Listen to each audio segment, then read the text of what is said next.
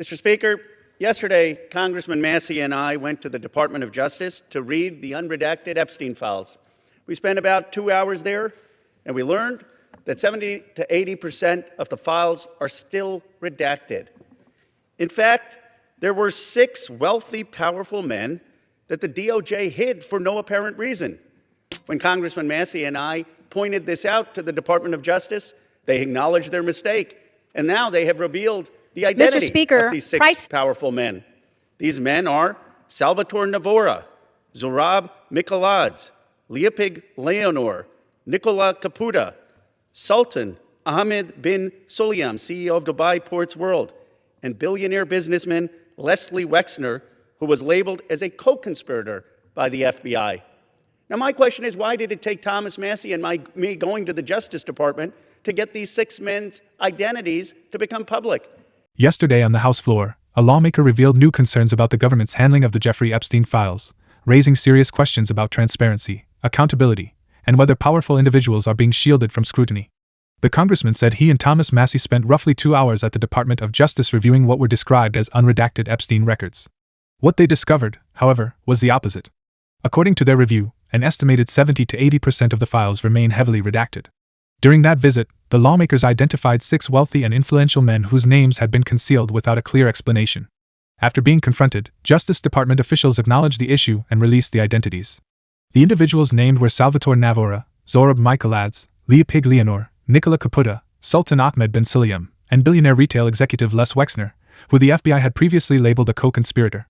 The congressman questioned why it took direct congressional intervention for those names to be revealed, asking how many additional names may still be hidden within millions of remaining documents. He then made a more serious allegation, that the FBI had already scrubbed key information from the files months earlier, before Congress passed the Epstein Transparency Act. That law, he explained, explicitly requires the full release of FBI records related to Epstein. Yet the Justice Department reportedly told lawmakers they simply uploaded what the FBI provided. According to the congressman, what the FBI sent had already been stripped of critical details, including survivor statements naming powerful individuals who allegedly traveled to Epstein's properties, witnessed abuse, or participated in crimes involving minors. He emphasized that this was not a failure by individual DOJ attorneys, but a systemic issue tied to how the files were handled before reaching the department. In his view, presenting Congress with so-called unredacted files that were already cleansed of key evidence amounts to a direct violation of the law. The lawmaker then brought in the issue, asking who is being protected, and why. He argued that the United States appears to operate under a two-tier justice system, where wealth and influence provide insulation from accountability.